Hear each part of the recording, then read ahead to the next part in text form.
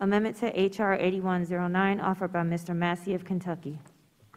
Without objection, the reading of the amendment is dispensed with. The gentleman from Kentucky is recognized to explain his amendment. Thank you, Madam Chairwoman. This amendment is basically responsive to the concerns of my constituents and voters all across the United States. We need to have faith in the election results of this next election. It is fundamentally important to our structure of government that people believe that their votes were counted and that they were counted fairly.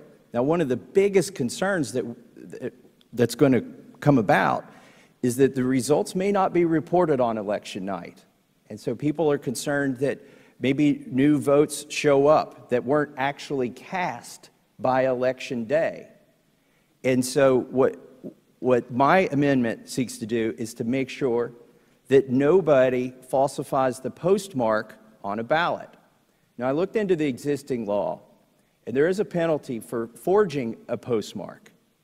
And I think there's two problems with the existing statute as pertain to providing faith in this election through the post office with our constituents, with our voters.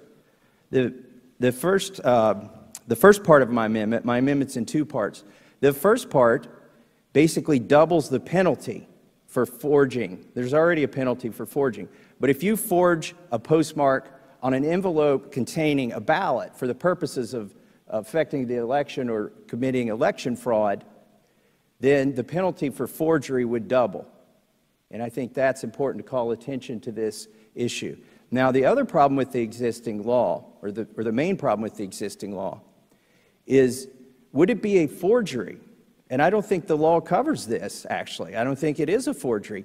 If a postal worker or somebody from the outside who gains access to postal equipment manipulates that equipment in a way to affix a postmark that is not the actual date that the ballot was received by the post office.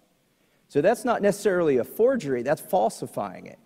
So what my amendment further seeks to do is to create a penalty, and I'll read this: whoever with the intent to falsify the date on which a postmark was applies to a mail ballot described in subsection A2, a genuine postmark, not a forged postmark, but a genuine postmark that bears the date other than the date on which such postmark was applied, shall be subject to the penalty set forth in such section.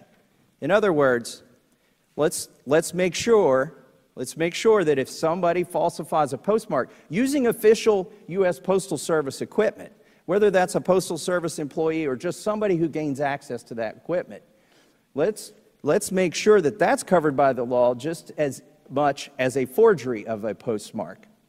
And with that, I yield back. Will the gentleman yield? I will yield to the gentleman from Kentucky.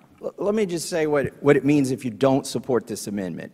It means that you're okay with somebody using Postal Service equipment to affix a postmark that isn't the actual day the ballot was delivered.